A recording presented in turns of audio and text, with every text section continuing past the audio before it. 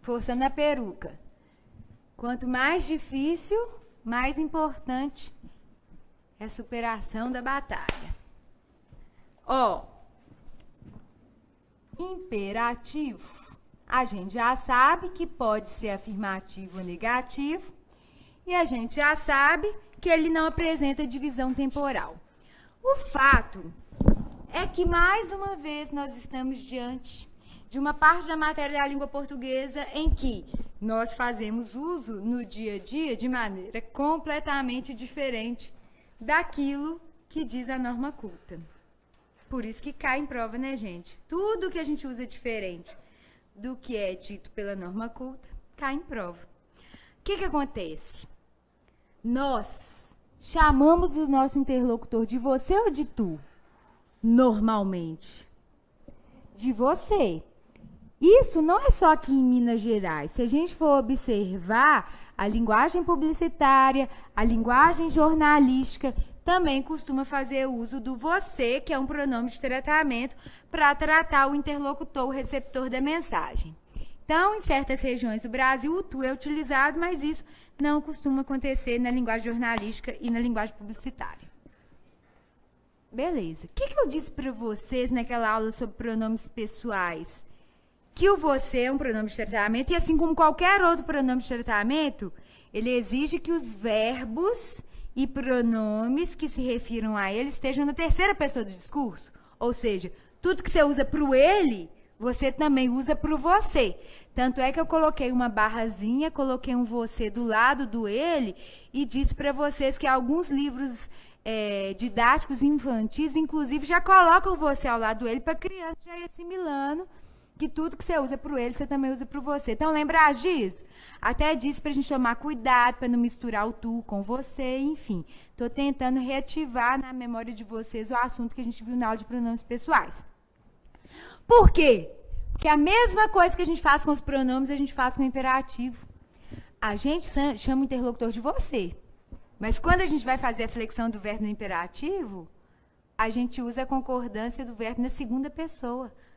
Ou seja, a gente mais uma vez infringe aquela questão da uniformidade com a qual o interlocutor deve ser tratado. A gente chama o interlocutor de você, mas usa o verbo no imperativo na segunda pessoa. O exemplo mais clássico disso é a propaganda antiga da Caixa. Vem pra Caixa você também, vem.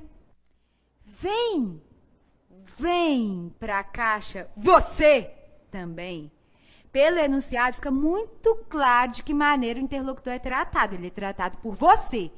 Isso exigiria que o verbo vem, no imperativo, estivesse na terceira pessoa do discurso para concordar com você. Mas o vem está na segunda pessoa do discurso, não na terceira. Aí vocês devem estar pensando assim, Cris, disso aí eu já sei, você já falou, você já cantou a música do Zezé de Camargo e Luciano, eu te amo, eu preciso te dizer todo dia, toda noite, meu sonho é você. Você já contou pra gente que a gente não pode misturar a segunda com a terceira pessoa. Se você chama o cara de tu, tudo tem que ficar na segunda pessoa do discurso, na segunda pessoa do singular. Se você chama o cara de você, tudo tem que ficar na terceira. Mas como que eu vou adivinhar que esse vem aí tá na segunda e não na terceira pessoa?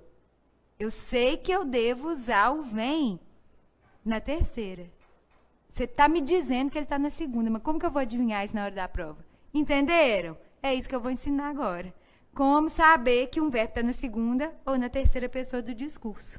Imperativo. Gente, não copiem.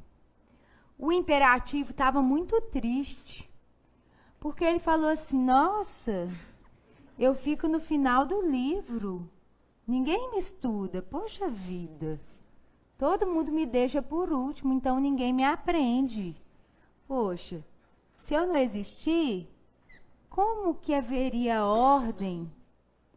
Como que haveria proibição? Eu preciso existir, eu preciso que as pessoas me estudem, poxa. Então, eles estão lá bem tristes, cabisbaixos no final da matéria. E aí, o imperativo. Afirmativo virou para o imperativo negativo. Peraí, ficou errado aqui.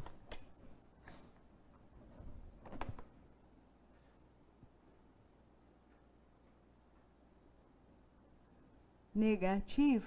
E falou assim, ô, colega, e aí? Como que a gente vai ser formado? Ao imperativo negativo falou, ó, de primeira pessoa de singular a gente não precisa.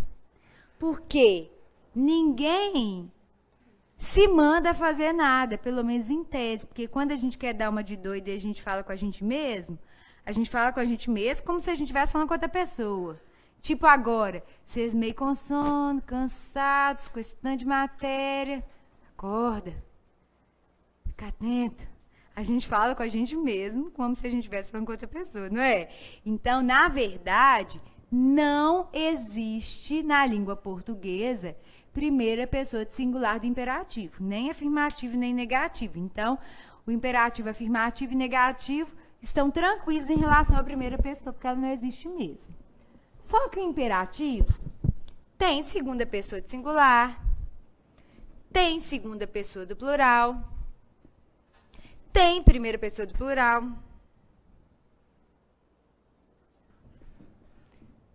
segunda do plural e tem terceira do plural. Para ficar mais fácil, eu vou colocar aqui o eu, né? Só para a gente lembrar pelos pronomes pessoais do caso reto, porque eles representam bem as pessoas do discurso. Então, para a gente ter uma orientação, vou colocar o eu aqui com um X, porque não existe primeira pessoa de singular do imperativo mesmo. Vou colocar o tu. Vou colocar o ele e você na terceira. Nós, vós, eles ou vocês. Para ficar mais fácil a gente ter uma orientação para fazer esse quadrinho. Então, aqui, ó. Primeira, segunda, terceira. Primeira, segunda, terceira. Singular, plural. Imperativo afirmativo falou assim, e aí, amigo, a gente não tem primeira pessoa de singular, isso aí tá tudo resolvido, mas como que a gente vai fazer? A gente tá peladinho, a gente precisa ser formado. Imperativo negativo falou assim, não tem a menor ideia. Eu já tenho esse sobrenome horrível, ninguém gosta de mim, porque eu já sou uma pessoa negativa. Você que é afirmativo, que tem que pensar em alguma coisa aí para nos ajudar. Aí o imperativo afirmativo falou assim, deixa eu pensar, já sei. Eu vou pedir ajuda para alguém que gosta de dar, para alguém que se doa. Presente! O presente, olha que nome bonito, nome de doação. Oh, você também pode pedir pro presente, mas vamos combinar uma coisa? Como eu tive a ideia, eu vou pedir pro presente do indicativo, porque aí eu vou ter certeza de que ele vai me fazer uma doação para eu conseguir ser formado. E você, imperativo negativo, fica com o presente do subjuntivo, porque aí você tem uma possibilidade de ele te emprestar alguma forma verbal. Mas como eu tive a ideia, eu vou ter o direito de pedir pro presente do indicativo. Então, ficou estabelecido assim. O imperativo afirmativo pediu ajuda para o presente do indicativo e deu a ideia para o imperativo negativo pedir ajuda para o presente do subjuntivo. Aí, começou. Presente indicativo. Beleza? Aqui, eu sou imperativo afirmativo, eu tô precisando ser formado. Eu não preciso da primeira pessoa de singular, mas eu preciso das outras, porque eu tô aqui no final da matéria, no final do livro, ninguém me estuda. Será que você pode me ajudar? Aí o presente indicativo olhou pra ele e falou assim, saco, minha mãe me deu esse nome, agora todo mundo acha que eu gosto de dar. Palhaçada, viu? Pior que se eu não der nada, todo mundo vai falar que eu sou pão duro, eu vou ter que dar alguma coisa e calar a boca desse imperativo afirmativo, senão as pessoas vão sair dizendo que eu não dou nada, vão sair falando mal de mim. Mas sabe o que eu vou fazer? Só de sacanagem? Eu vou dar as duas formas verbais que a gente menos usa.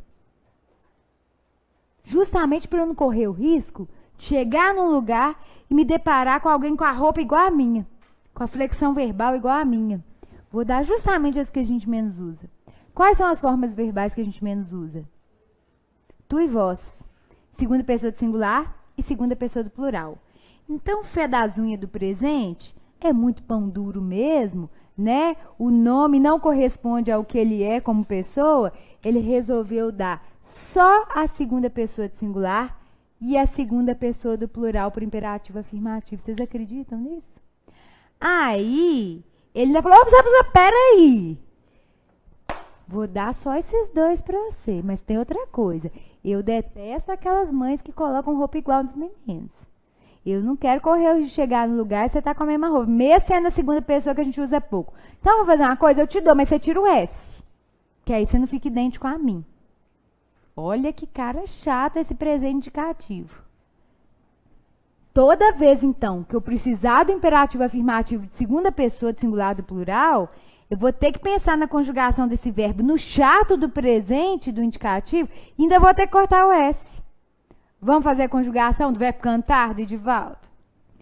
Eu canto, tu cantas. Cortou o S e virou canta. Então, se eu quiser me referir ao interlocutor como tu, eu vou dizer canta, tu tens a voz muito bonita. Agora, para eu achar o imperativo afirmativo do vós, eu vou continuar a conjugação no presente, vou chegar na segunda pessoa do plural, cortar o S, porque ele fez questão de não ter uma forma verbal idêntica ao outro. Eu canto, tu cantas, ele canta, nós cantamos, vós cantais.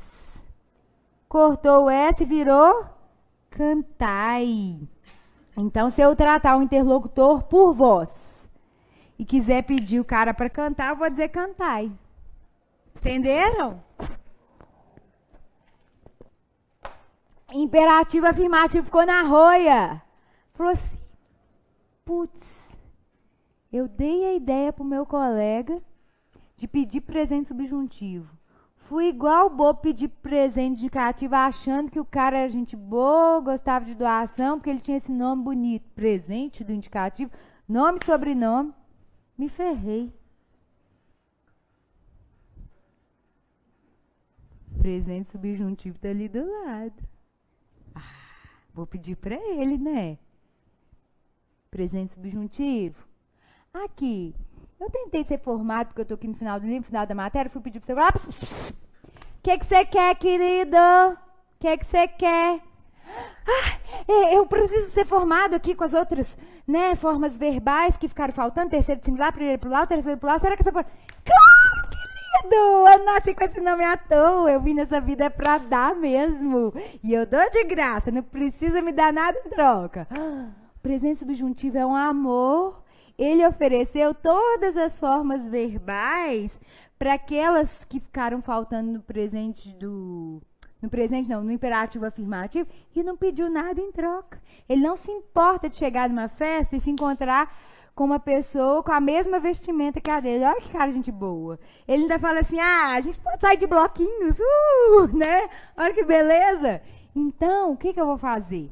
Eu vou conjugar o verbo no presente do subjuntivo e vou emprestar aquilo que ficou faltando para o lado de lá. Vamos fazer isso? Presente subjuntivo, qual que é a estratégia mesmo? Espero que. Então, vamos usar o verbo cantar? Espero que eu cante. Eu não preciso da primeira pessoa do singular mesmo, então vou pular. Espero que tu cantes. Espero que ele cante. Espero que nós cantemos. Espero que vós canteis. Olha o que eu escrevi. Catemos. Espero que nós cantemos, espero que vós canteis, espero que eles cantem. Né? Comecei com ela em cima, fui com ela embaixo, até lá embaixo, pela estratégia. Opa, então ficou faltando terceira pessoa de singular, passei para cá. Ficou faltando primeira do plural, passei para cá. Ficou faltando terceira do plural, passei para cá. Gente, olha que beleza. O imperativo afirmativo até conseguiu ser formado, mas ele ficou caboclinho. Ele ficou azul e vermelho. O azul foi o que ele pegou do presente indicativo cortando o S. O vermelho foi o que ele pegou do presente subjuntivo sem cortar nada. Ele precisou de ajuda de 2 outros tempos verbais para conseguir ser formado e ainda nessas condições. Aí você vai pensar assim, por que eu falo errado então? Porque a gente fala assim, cala a boca, menino, fica quieto. Eu calo, tu calas, cortou o S, cala a boca. Esse cala era para ser usado por um interlocutor tratado por tu. Só que a gente manda calar a boca e depois usa o você no mesmo contexto para tratar o nosso interlocutor, não é verdade? Fica quieto, menino. Eu fico, tu ficas. Cortou o S, fica. Fica quieto seria uma forma verbal adequada para o interlocutor tratado por tu, mas a gente tem o hábito de usar o você. Vem pra caixa você também, vem. Eu venho, tu? Vens, cortou o S com a adaptação do N para o M. Vem. Vem é o imperativo de segunda pessoa e não de terceira. Para eu pensar as formas verbais de imperativo afirmativo adequadas para o você, eu teria que pegar do lado de cá. Vamos pensar do cala a boca? Espero que eu cale, que tu cales, que ele ou você cale a boca. Fica quieto, menino. Espero que eu fique, que tu fiques, que ele ou você fique quieto. Vem pra caixa você também, verbo vir. Espero que eu venha, que tu venhas, que ele venha. Venha para a caixa você também. O venha que seria o imperativo adequado para a terceira pessoa do discurso. Agora, imperativo negativo. Poxa vida, colega, você me prometeu que ia pedir para o presente indicativo, não conseguiu nada lá e vai roubar do meu. Agora o presente subjuntivo não vai querer me emprestar nada. Ô, presente subjuntivo, seu irmão já vai me pedir um negócio ali atrás, eu já falei com ele, comigo não tem dessa, que eu dou tudo de graça mesmo, apesar da redundância da frase. Então, o que você quer, meu filho? Que bom, você é uma pessoa tão boa, eu tô precisando ser todo formado, eu não tenho nada. Ele, toma tudo, amor, toma tudo. Vamos sair de bloquinho todo mundo de vermelhinho. Olha que bacana, o presente subjuntivo tem que ser visto por vocês, para vocês decorarem essa matéria, como o fofo da história. E o presente do indicativo é o antipático. Então, vamos associar, né, esses tempos a pessoas que isso ajuda também a decorar. Tanto é, gente, que na vida também é assim. Vocês já repararam que às vezes a gente encontra alguém na rua e a pessoa cumprimenta e a gente não sabe de onde a gente conhece a pessoa, mas a gente sabe direitinho se a gente gosta ou não dela? Não é muito estranho? Às vezes você olha para a pessoa, você sente um carinho por ela, você fica doido para entrar no assunto, para você descobrir de onde você conhece a pessoa, mas você consegue saber se você tem algum carinho por ela. E tem outras que não. Você sabe que você tem alguma antipatia, você não lembra porque você não lembra de onde, mas você sabe, porque talvez essa informação esteja em outra parte do nosso corpo, né, do nosso cérebro, vai saber. E é isso ajuda a decorar a matéria. Imaginar o presente indicativo chato, aquele que só emprestou 2 formas e ainda fez cortar o S. O presente subjuntivo é gente boa, ele empresta para todo mundo, né? Parecem bobagens, infantilidades, mas são mesmo. Mas no nosso caso, que precisamos decorar a matéria, e precisamos ter esse compromisso, né? Porque a gente é tão, assim, estimulado a desenvolver raciocínios lógicos, né? Argumentativos, que às vezes a gente cria um bloqueio para decoreba. Justamente porque na escola o professor fala, não é para decorar, é para entender.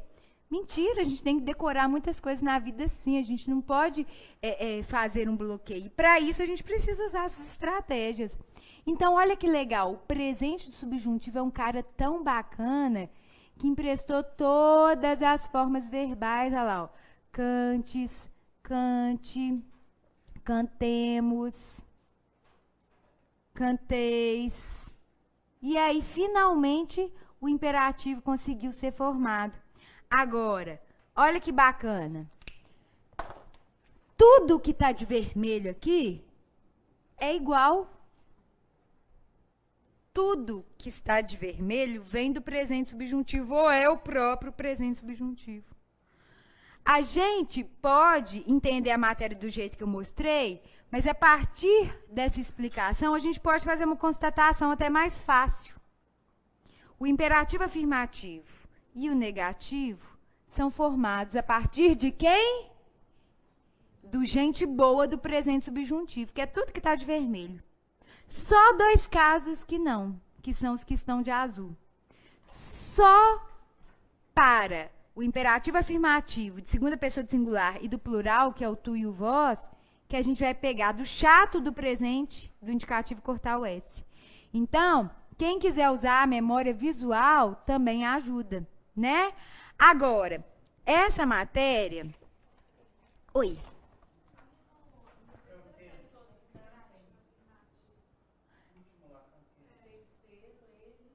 Ah, gente, obrigada. Eu que coloquei errado mesmo. Aqui, ó. Imperativo afirmativo, presente. Não, mentira, vem indicar. Espero que eu cante, que tu cantes, que ele cante, que nós cantemos, que vós canteis, que eles cantem. Aí, quando eu fui passar para cá, eu errei. Isso mesmo. Então, obrigada. Tudo que está de vermelho vem do presente subjuntivo, exceto aqueles 2 que vêm do chato do presente do indicativo, que tinha cara de bonzinho, mas não era bonzinho coisíssima nenhuma, e que eu ainda tive que cortar o S. Na apostila de vocês, tem esse quadrinho na página 72. Seria legal, caso vocês quisessem, o uso de, sei lá, lápis de cor, caneta... Como é que chama? Grifa-texto? Não, marca-texto. Talvez isso ajude a treinar a memória visual, porque aqui no quadro eu fiz, mas se vocês quiserem fazer em casa, também seria interessante. Você vai falar assim, nossa, que tanta informação, mas calma aí. O vermelho vem tudo presente subjuntivo, só esses 2 que não. Aí você coloca esses 2 de outra cor. Isso também vai ajudar muito no processo de memorização. A explicação também está aí. E aí eu coloquei para vocês uma questão de uma dificuldade que pode ser criada a partir do que eu ensinei. Gente, olha só. Em provas de concurso, eu disse para vocês que o tempo que mais cai é o tempo do Edivaldo. Todo mundo vai pensar no Edivaldo na hora da prova, né, Edivaldo? Vai ver o pretérito imperfeito e vai falar assim, Edivaldo, colega de sala, né? Você vai até sentir uma energia de várias pessoas pensando em você. Espero que sejam energias boas, se vocês estiverem fazendo o mesmo concurso, né? Mas, enfim. Em primeiro lugar, é o pretérito imperfeito do Edivaldo. Em segundo lugar, é o presente do subjuntivo, que eu disse que se eu pudesse fazer uma estatística, provavelmente eu chegaria a essa conclusão. Só que tem um problema. Essa estratégia aqui nos fez enxergar que, se eu me deparar com um desses verbos, eu posso ter dúvida se esse verbo está no presente subjuntivo ou se ele está no imperativo. Por quê?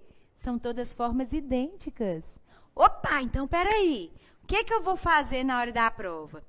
Primeiro eu vou usar a estratégia do presente subjuntivo, que é o encaixe do espero o quê? Beleza. Agora, já sabendo que o presente subjuntivo é um cara super gente boa e empresta formas verbais para o imperativo afirmativo e negativo, eu tenho que ler a frase de novo. Opa, deixa eu ver o sentido. Para ver se isso aqui não é uma ordem, um conselho, um pedido, uma proibição.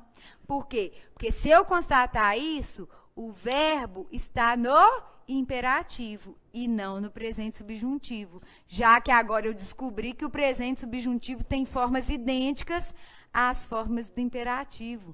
Entenderam? Olha a sacada das organizadoras quando elas vão elaborar provas de concursos. Inclusive, tem essa questão aí para vocês verem. Uma delas, né? Na página 73, Sesgran Rio, a prova do Banco Central para analista. Isso não quer dizer que seus funcionários sejam preguiçosos. Quando eu faço leitura em voz alta, como eu já havia dito para vocês em alguma aula do nosso curso, fica até mais fácil ver. Mas quando a gente está fazendo leitura silenciosa, isso aqui passa batido se alguém não conta para você que é perigoso esse tipo de pegadinha, que é perigosa esse tipo de pegadinha.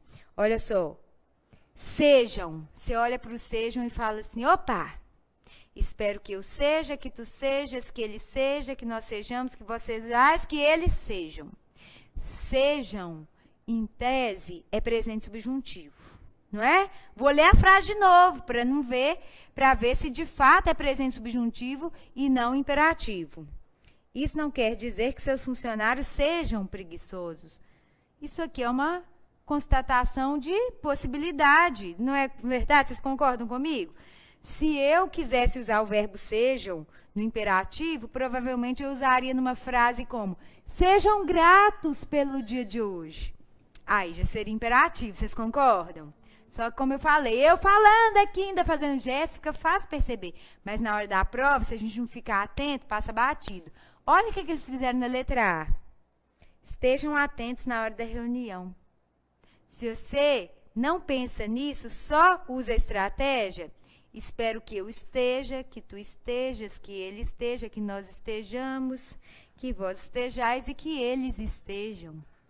Se a gente usa o espero que, a gente consegue perceber que o encaixe é perfeito. Espero que eles estejam. Então, em tese, isso aqui era presente subjuntivo, não era? Só que eu descobri que rola esse empréstimo. Então, o que eu tenho que fazer?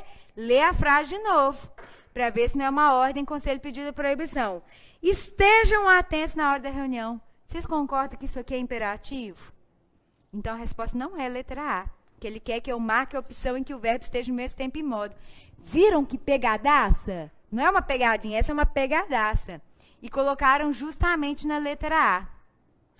Na B, na C, na D, eles colocaram coisas que não tem nada a ver, porque a resposta é mesmo a letra E. A letra E, inclusive, usa a própria expressão que a gente usa aqui como estratégia, né? Espero que você cumpra o horário do trabalho. Espero que eu cumpra, que tu cumpras, que ele cumpra. Então, aqui, de fato, o verbo cumprir foi usado no presente subjuntivo. Numa frase como, cumpra o seu dever. Aí já seria o imperativo. Então, o cuidado que nós temos que tomar é, aqui até coloquei aí no final da página 72, cuidado para não confundir um com o outro. Então, perceberam que a matéria de português, como eu falei no primeiro dia de aula, a todo momento a gente precisa estabelecer conexão entre os conteúdos, porque as organizadoras pegam um conteúdo, associam esse conteúdo a um outro e fazem uma pegadinha em cima disso. Então, não adianta a gente ver as matérias isoladamente. Uma acaba puxando a outra. E aí a gente consegue enxergar de que maneira as organizadoras fazem, né, essas questões mais maliciosas. Beleza? Então, tá bom. Acabamos a parte de tempos e modos. Agora, nesse finalzinho de aula, eu vou mostrar para vocês que o verbo também é uma classe gramatical que apresenta categorias, né? Quando a gente estudou pronomes, nós estudamos que os pronomes podem ser pessoais, relativos, demonstrativos, possessivos, relativos, indefinidos, interrogativos. E os verbos também apresentam tipos, categorias. Os verbos podem ser regulares, como o cantar, vender, partir. E podem ser irregulares, como querer, fazer, sentir, trazer, caber, e assim vai. O conceito de verbo regular é aquele que apresenta um modelo básico, um modelo padrão de conjugação. Ou seja, o verbo regular, quando ele é conjugado em todos os modos e tempos e pessoas do discurso, não apresenta alteração no radical. Então, você pega o verbo cantar e o conjuga no presente do indicativo, do subjuntivo, pretérito perfeito, imperfeito, mais que perfeito, indicativo, tudo, ou seja, tudo que a gente estudou até agora nessa aula de flexões, modos, tudo que a gente estudou nessas aulas sobre flexões modo-temporais dos verbos, você percebe que o radical é o mesmo. Aí você fala, Cris, o que é radical mesmo? Radical é a alma do verbo, né? Se a gente tira esse finalzinho que indica conjugação, o que sobra para o lado esquerdo é o radical.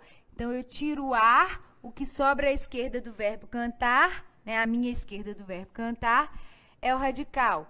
Eu tiro o er, que indica a conjugação do verbo vender, o que sobra para o lado de cá é o radical. Eu tiro o ir do verbo partir, o que sobra para o lado de cá é o radical. Então, quando eu faço a conjugação desses verbos regulares, em todos os tempos, modos e pessoas do discurso, não há alteração no radical. Já o verbo irregular apresenta alguma alteração, alguma modificação no radical. Aí talvez vocês pensem, Cris do céu, então eu vou ter que conjugar o verbo em todos os tempos, todos os modos, todas as pessoas do discurso, para eu perceber se houve variação no radical, para depois eu dizer se ele é regular ou não? Graças a Deus não, porque existe uma estratégia muito segura. A estratégia é, você você conjuga esses verbos nas duas formas primitivas, nos dois tempos primitivos, que são presente e pretérito perfeito do indicativo. Se o verbo não alterar nesses dois tempos, significa que ele não altera mais. Por outro lado, se ele for irregular, pelo menos nesses dois tempos, alguma irregularidade ele já vai mostrar. A boa notícia é que isso não costuma cair em prova de concurso. Mas, de qualquer maneira, vamos entender como que essa estratégia funciona. Vou pegar o cantar. Ah, não, estou cansado do cantar. Vamos pegar o vender. Vender no pretérito perfeito e no presente do indicativo.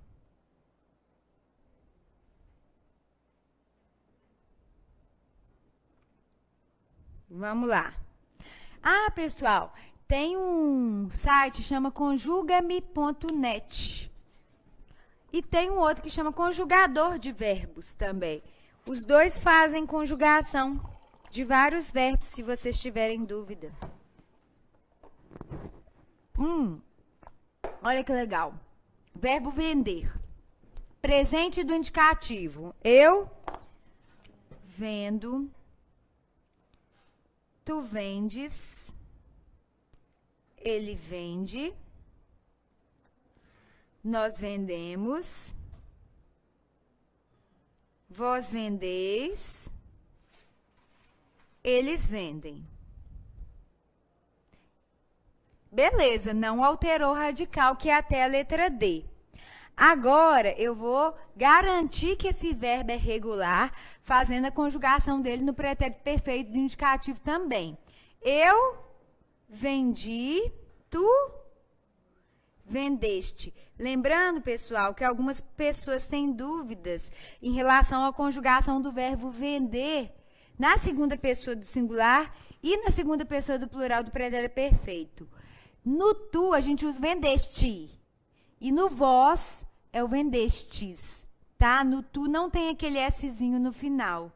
Então, vamos lá. Eu vendi, tu vendeste, ele vendeu, nós vendemos, vós vendestes. Eles venderam.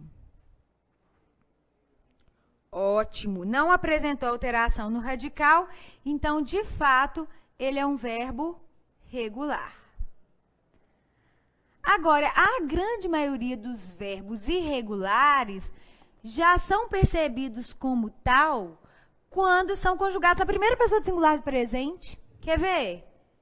Sentir. Eu sinto. Sentir tem o E no radical. Eu sinto já tem o I.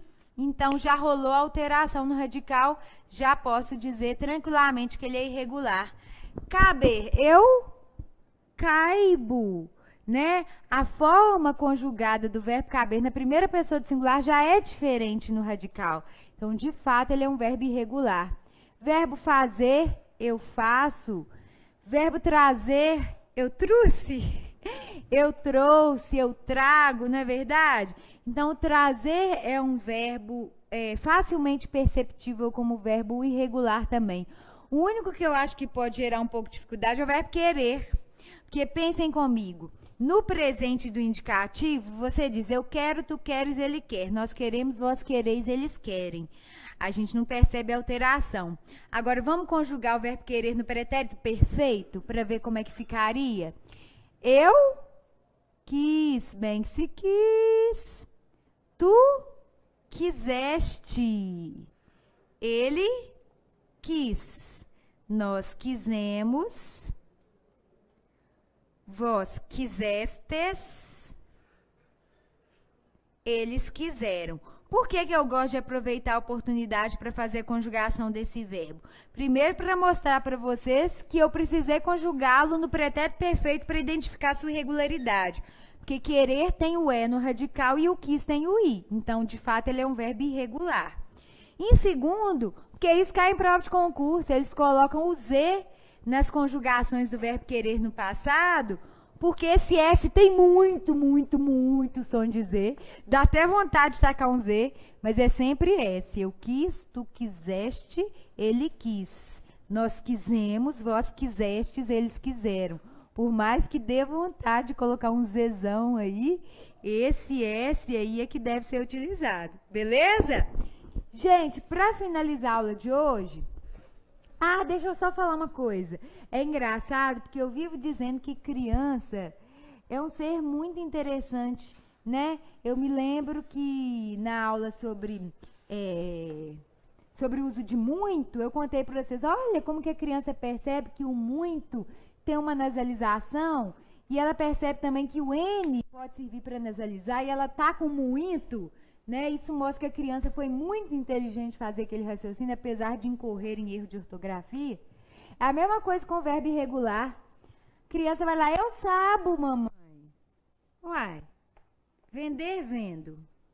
Beber, bebo. Fazer, faço. Saber, sabo. Ela segue o paradigma de conjugação de um verbo regular. Então, a criança que fala eu sabo é muito inteligente, porque ela fez uma associação correta. Ela vai adivinhar que na língua portuguesa existem verbos irregulares, defectivos, anômalos, abundantes, né? A criança fala fazi. Perfeito, inteligentíssima. Eu fazi. Beber, bebi. Vender, vendi. Fazer, fazi. Então, a gente tem que ter muito cuidado ao corrigir, porque isso mostra que a criança fez um raciocínio lógico adequado, né? Gente, verbo anômalo.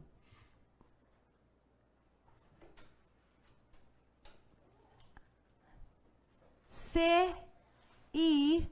E para alguns gramáticos o verbo por. Porque, na verdade, o por da língua portuguesa, com o sentido de colocar, ele vem da forma poer. O poer é a tradução do ponere, do latim. Então, o que acontece? Como o verbo por já foi poer, ele já foi de segunda conjugação. Então, ele continua na língua portuguesa como um verbo de segunda conjugação. Todo verbo que termina em por é derivado de por. Então, o verbo por e as demais derivações de por são incluídas na segunda conjugação. Isso não é muito relevante, não vou falar muito sobre isso também, mas eu só queria para mostrar para vocês, no final da aula, por que esses verbos são mais do que irregulares. Eles são considerados verbos completamente atípicos da língua portuguesa. Vamos fazer aquela estratégia de conjugação do presente indicativo e pretérito perfeito para esses dois verbos? Para não render muito, só para a gente constatar o que a gente precisa, só nas 3 primeiras pessoas, que são as do singular. Pretérito perfeito, presente. Vamos pegar o verbo ser primeiro.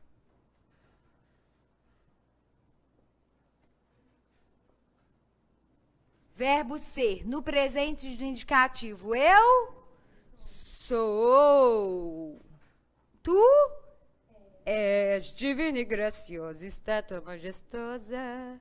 Eu sou, tu és, ele é. Olha que cara maluco. Quando a gente vê a irregularidade de um verbo, a gente percebe que houve alteração radical, mas sobra pelo menos a primeira letrinha para contar a história, né? Que nem a gente viu com os verbos irregulares ali. Agora, o verbo ser, não sobra nenhuma letrinha para contar a história. Isso já mostra que ele é mais atípico mesmo. Vamos ver o verbo ir? Qual que é a primeira pessoa de singular do verbo ir? Eu vou, tu vais, ele vai. Outro cara maluco, porque o nome do verbo começa com I e a conjugação começa com V.